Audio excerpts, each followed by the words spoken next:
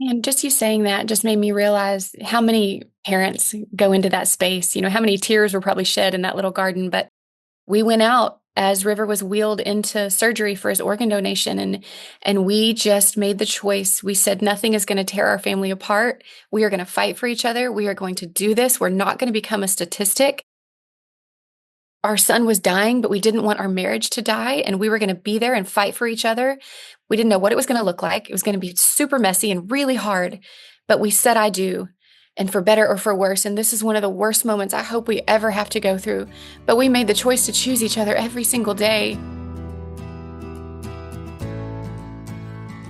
This is NICU Babies Parent Support with Kathryn Whitaker, a podcast from Hand to Hold, a national nonprofit that provides free personalized support, resources, and community before, during, and after a NICU stay. My conversations here focus on education and personal stories with medical and hospital professionals, counselors, therapists, and NICU moms and dads from across the country. So whether you're preparing for a NICU stay, you're currently there, or you're months and years past your stay, you belong here. The NICU is hard. We're here to help. I'm your host, Kathryn Whitaker, the mom of 6 children, including my very own NICU baby, and I'm so grateful that you're here. Howdy, y'all. Welcome back to the podcast. It's such a gift to have you here for this season of What I Wish I Knew.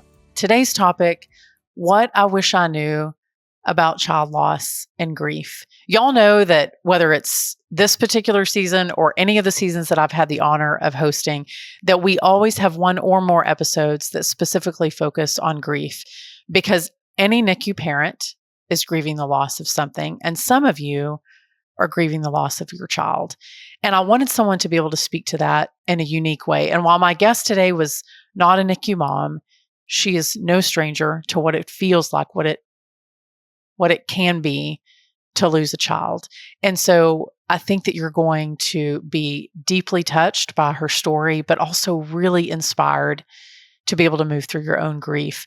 My guest is Amber Smith. So Amber's husband, Granger, you may recognize the name Granger Smith. Granger is a former country music artist, and they have always been gracious in sharing their lives online.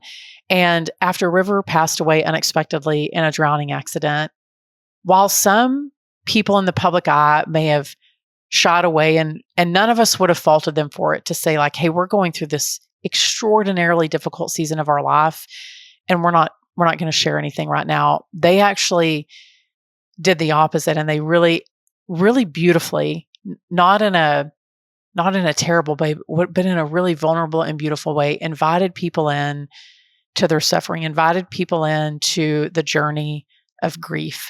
And they've established a foundation, the River Kelly Foundation. They have spent so much of their online time sharing with people, what does grief look like? How do you navigate through it? And that it doesn't have to be, Amber and I will talk about this in our interview, it doesn't have to be the end of your story. So my hope is that today's episode really inspires you, that if you were in that deep, dark place, that it does not have to be the end of your story. My guest today is Amber Emily Smith. She is a Christ follower, a wife, a mother, a speaker, and a philanthropist. She and her husband, Granger, live on a small farm in Central Texas with their 3 children, London, Lincoln, and Maverick, while their precious son, River, now lives with Jesus. Amber is the founder of the River Kelly Foundation, a nonprofit that brings purpose through pain by supporting those in need. And she and I visit a little bit about that. You're going to love it. She also hosts the Arise with Amber podcast. She designs for the women's line of Yee Apparel, and she serves faithfully in her local church. Through every role, Amber's heart is to point others to the hope, healing, and redemption found in Christ. She also has a book which just launched a couple of weeks ago, The Girl on the Bathroom Floor. And I know that you're going to love hearing about that, and you're going to be inspired by her story. So let's get to it. I'm really honored to have Amber Smith here today. Amber, I have so many questions for you, but thank you. I'm first going to start with a thanks. Thanks for being here. I know that the topic today, we're going to be chatting about loss and grief and all of those things, but I first want to take you back. First, I want to hear a little bit about River, your son. I want you to share maybe the essence of who he was and maybe a favorite memory. I think it's important for people to understand who he was to your family. Oh my and goodness. is, I should say. He, he was our only redheaded little boy. Everyone else has light brown or blonde hair, and he got that from his grandmother. And everything he did was full speed ahead, super fast.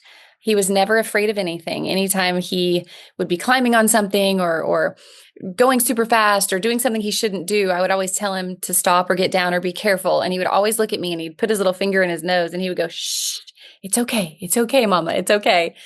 He was always the comedian. He was always the one when my other two kids, London and Lincoln, were fighting. He would be like the little comedian in the middle, trying to get them to love each other. And he was always dancing and always dancing on our kitchen tables, and just a joy, just really a joy. And I feel like it seems like now he knew his life would be short. He just seemed like he did everything full speed. And he seemed like he was an older person in a little person's body, and that there was just something different in his eyes.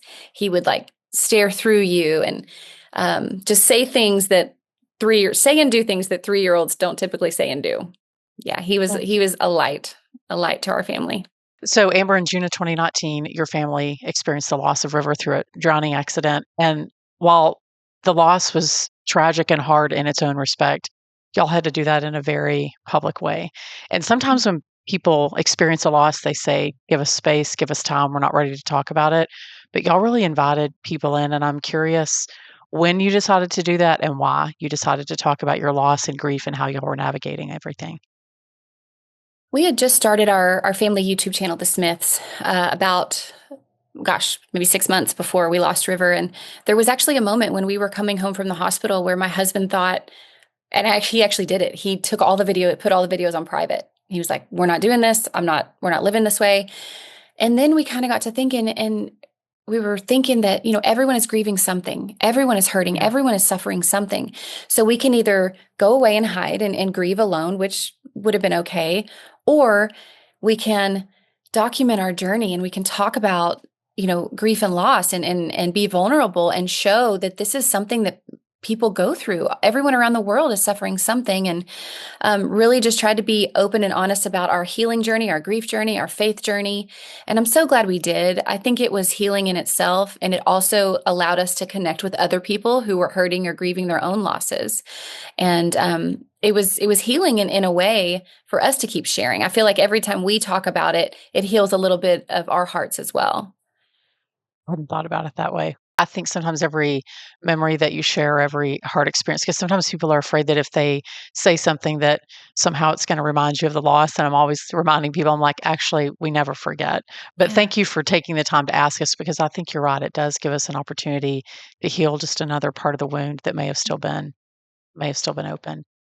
Amber, as I think about your experience with grief and with loss, I know that y'all had to make a lot of changes in your family, physically where you lived, how you interacted with your kids. How did y'all decide, okay, this needs to change, this needs to stay the same? Like, what was the discernment process like, and what should remain the same to preserve the memory, and what should change so that y'all can move forward? That's so hard because, everyone's loss is their own. And so everyone is going to have to navigate that however they feel is right for their family. But for us, it was too hard to be there in our home, coming home every day facing the pool where the tragedy happened. And we felt that we couldn't be the mom and the dad that our other two children needed by still living in that space. Yeah. Because no matter how much fun we would have on the other side of the yard, we still saw where we lost our son.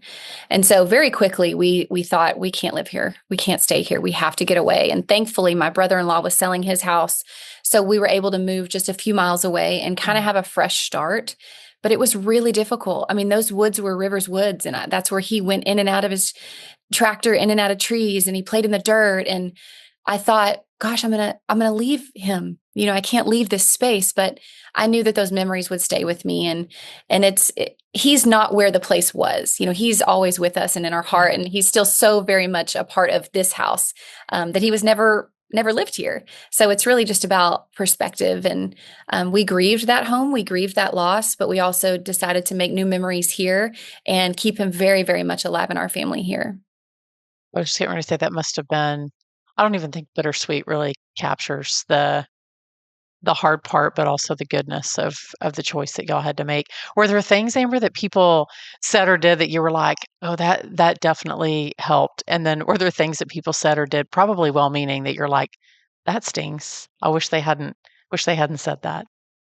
Yeah, and like you said, people they try. There's and I've even said some of the same Right. silly things to people because you want to help, you want to try to fix it, and really hard things can't be fixed. And people would say, "Well, at least you have two other children," or you know, "At least you had him for 3 years," or just little things that they mean well, but they hurt. It's like, yes, I have two other beautiful, healthy kids, but they're not River and he's not that. Like, they're not going to replace each other. That doesn't fill the void, fill the hole that River, the life that River gave us. He was his own little person, his own little personality, his own little human created in the image of God. And nothing would ever fill that hole. So I think people mean well. They try to say things to help, but really they just kind of end up stinging a little bit. It's just better kind of to stay silent, like Job's friends did in the Bible.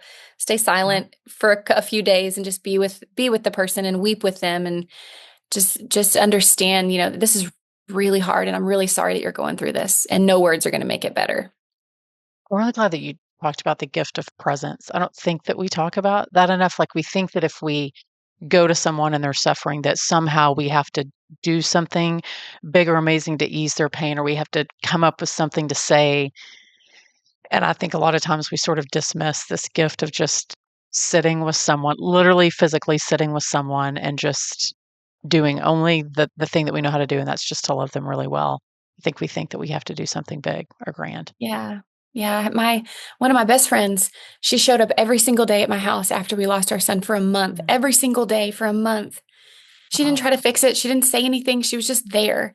She would go do dishes if she saw dishes, or she would play with my kids, but she was just present. And that's something I want to be better at, moving forward. I don't know. I didn't know how to be with people in grief. I still don't. I'm not perfect, but that was something that was so special, was she just showed up. She just showed up and didn't try to fix it. She was just there with me. And that was such a gift. Sounds like a good friend. Yeah. I think that as we think about this experience of grief, I think sometimes we forget about what happens after. I was reading an article, Amber, and it struck me because I've sat in the same place. So Dell Children's is the hospital here in Austin, and they have some really beautiful spaces and some hidden spaces that you only know about if you stay in the hospital. And there's a few little garden areas, and our son was in surgery, the one that he had a 2 in 10 chance of surviving. And I remember going to that garden with my husband thinking, I can't believe this is our life, and how do we move forward? And as I read an article, you and Granger had a similar sort of, I call it a meet Jesus moment as a couple in that garden. And I would love for you to share with people what that moment was and what y'all decided, because I think it may help some people. This podcast is produced by Hand to Hold, a national nonprofit, but we're more than simply a podcast. Be sure to download our app in the Apple Store or on Google Play, or you can visit our website to discover all the ways that we can support you as a NICU parent at handtohold.org. You can join one of our support groups, sign up for counseling, find loss and bereavement support, request a peer mentor, or check out our educational resources and family stories. And all of that is at no cost to you. And just you saying that just made me realize how many parents go into that space, how many tears were probably shed in that little garden. But we went out as River was wheeled into surgery for his organ donation, and we just made the choice. We said, nothing is going to tear our family apart. We are going to fight for each other. We are going to do this. We're not going to become a statistic. Our son was dying, but we didn't want our marriage to die, and we were going to be there and fight for each other. We didn't know what it was going to look like. It was going to be super messy and really hard, but we said, I do, and for better or for worse. And this is one of the worst moments I hope we ever have to go through, but we made the choice to choose each other every single day. And I'm so glad we did, because we're stronger because of it. We're stronger that we made that choice to fight for each other and to have grace for each other in those moments. And you can come out stronger as a couple, having gone through a devastating season, if you choose to stay and choose to fight and choose to surrender and sacrifice your own feelings for your partner's feelings. Did y'all grieve differently, Amber? And what, I mean, I'm gonna assume the answer is yes, but how did you reconcile the difference? Yeah, we grieved very. I had to see videos of River. I had to listen to his voice. I would watch them every night before bed, just to fill my mind, just watching old videos. And he could not see a picture of River. He could not hear his voice. It would just break him. So I would have to go hide in the other room or watch him when he wasn't listening, or put an AirPod in or something, because he just couldn't see him or hear him. And so I had to have grace for him in that moment. I couldn't be like, well, how can you not want to look at a picture of your son? I had to understand that hurt him. And also, like, if he was kind of joyful one day and I was sad, I couldn't get mad at him because he was having a moment of joy. We really just had to do this little dance of, okay, you're not having a good day. It's okay. I'm going to back off. And we did that for each other. And our kids grieved very differently too. My daughter was more emotional and my son was only 5, and he kind of acted like nothing had happened. I mean, he missed his brother, but he couldn't really comprehend what had happened. And he was a child, so he would play. So I couldn't get mad at him and say, why are you not crying over your brother? So it's just, like I said, like this hard little dance that we had to do, and just understand that every emotion is okay. Every feeling that you're having in whatever moment is okay. And we're going to get through this together. Right, because not only are you grieving yourself, but you as the mom, sometimes I feel like moms hold everybody else's feelings in a unique, I think, beautiful way. Um, it's often been said that sometimes like women see other people with their hearts, and I think we hold that too. So that must have been a challenge. I mean, Amber, how did you help your kids navigate that grief in the early days? And then now that you're a few years out, I mean, how do you help them honor the memory and like sort of reacquaint them maybe with the river that they don't necessarily remember, but you do? Yeah, that's been hard too, because I think as a grace from the Lord, they don't remember a lot. Like, my daughter's 13 now. She's about to be 14. She was 7 when it Wow. happened. Lincoln is going to be 12. He was 5. So they have very minimal memories of River, which is, I think, a blessing, but also heartbreaking as a mom, Yeah. that they kind of don't remember their little brother. But in the early days, I held them when they cried. If they wanted to talk about River or watch a video, we did. I just allowed them to feel and do whatever they wanted to do, even if it hurt me, even if I was really sad that day. I had to suppress my feelings, like you said, and just be there. And we really tried to let our children see us grieve. We let them see us cry. We said, Yeah. mommy's having a really hard day. I really miss River today. I didn't let them see me fall apart, in my Sure. bathroom, but they saw that I was sad, and that it's okay to be sad. And they saw us push through together as a couple. And like I said, have grace for one another. And we put them in play therapy for a few months to just kind of make sure that they were going to be healing okay. And now we watch videos of him, and we still talk about him, and we still laugh and tell stories. And thankfully, they have adjusted very well. I don't know what the future holds when they get older and Sure. have certain memories, but for now, I'm grateful that they seem to have adjusted very well. That sounds like a gift. I mean, I know you talked about falling apart on the bathroom floor. You have a book coming out. I want to make sure that I say it right. So, The Girl on the Bathroom Floor, which sounds appropriate. I think all of us have had a moment, and while it may look different than yours, but I think everyone listening has had a moment where they're just like, I am just going to sit here on my floor and just sob because I don't know what else I can do. I would love to hear a little bit more about your book and what you hope people take from that. Yes, I feel like, as just women in general, I mean, I feel like that's kind of where we go, is the bathroom or the closet or the It's car, safe. Yeah. some safe space where you can just let it all out. And whether it's grieving the loss of a child like me, or a miscarriage, or a job, or my daughter was crying there over 6th grade, girl drama. Like, there are So just hard. moments, financial strain, sickness, whatever, that's where we go. And I have to give credit to my husband, because he's the one that gave me the title. And I was just like, that's perfect, because he said, that's where I saw you. That's where you were. You were on the bathroom floor. You were the girl on the bathroom floor. And I hope it resonates. And so far it seems like it has, where everyone's like, I've been there too. I'm there right now. But I want people to take away that that's not your end story. The bathroom floor wasn't the end of my story. There's so much more after loss. There's so much more after grief and pain and suffering. And that sometimes that bathroom floor moment could give way to something more beautiful than you've ever seen before. But sometimes it takes getting to that moment to have a full surrender and release everything that you have to the Lord and know that He is not finished. And I want people to know that they're not alone. I want people to know that any way that you're grieving is okay and natural and human. And I want people to walk away with hope, and the hope that we have in Jesus, that this life is not our only home, that God is working in ways that you cannot see. And I promise if you set your eyes on Him, you will have peace and joy that you never could have had without it. Or did you ever worry, or did you ever have guilt? Maybe that's the better question. Did you ever have guilt, like if I find joy again, or if we move forward, that somehow we're not remembering the loss, that we're not honoring River? Like, how did you reconcile that? How did you move forward with, I think, a natural, normal feeling that people have when they lose somebody that they love deeply? That's really difficult because, I remember the very first time I laughed because my other two kiddos were making Mhm. me laugh. And I remember I felt such guilt. It was a few months that I actually belly laughed. And I felt, the enemy just was like, why are you laughing right now? How dare you laugh? You just buried your son. And so that was a wrestle too of, oh gosh, I shouldn't be laughing. My child just died. But I had to shift and see that that was a grace from the Lord too, that we're not meant to just stay in that dark place and never smile or never laugh again, that God gives you moments of peace. Thank the Lord that I have moments of peace and joy. And, people always say your loved one wouldn't want you to feel that way either.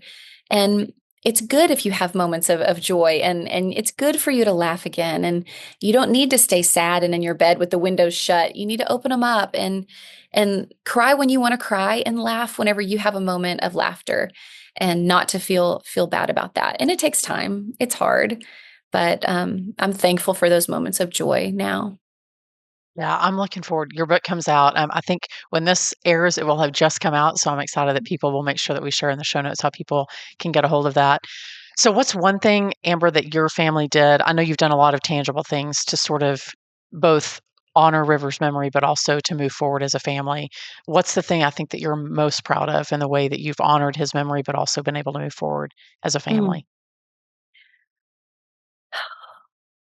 I don't know how to answer like the thing I'm most proud of. I think I'm most proud of the way that we rallied together as a family and really did keep his memory alive. We kept all the pictures up in the house. It wasn't like we took everything down and closed his door and didn't allow anyone in. We let the kids play with his toys and tried to do something in his honor on special days, like on the anniversary of his passing or on his birthday. We didn't sit at home and cry.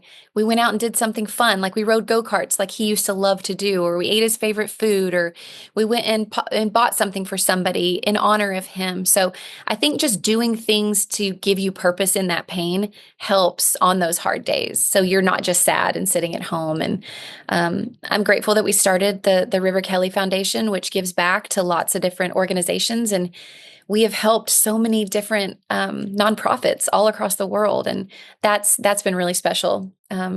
Yeah. So yeah, I guess that's what I would say. Yeah, no, I mean, it sounds like it all kind of goes back to that moment in the gardens when you made the choice Yeah. to move forward instead of to stay there. I like the way that you said we can't stay in darkness. We have to move. We have to move forward. Because this whole season is about what I wish I knew, and because we're talking about grief and loss, Amber, what's one thing that you wish you would have known about losing a child and grieving? It's so unexpected. I think it's something that you think will never happen to you. And I think the thing that I wish I would have known is that it can happen to you and it might happen to you. And so what are you going to do in that moment? And just know that with your eyes on the Lord, you can make it through anything in this world, anything that happens to you or happens to one of your children or anything that you face. Just keeping your eyes on Jesus, you will make it through whatever it is that you have to go through in this life. It's really good advice. Amber, thank you for joining us today. I look forward to sharing all that in the show notes, and I hope that you have a beautiful afternoon.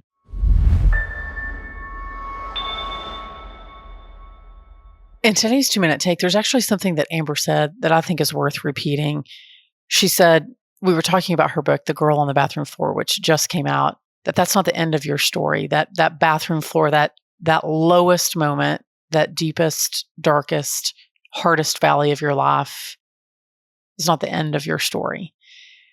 And I hope that if you are in a season of deep grief. If you are in a season of fighting your way back to a new normal that you're creating for your family, that the lowest moment of your life is not the end of your story. I think I would argue that the lowest moment of your life is the beginning of a new part of your story.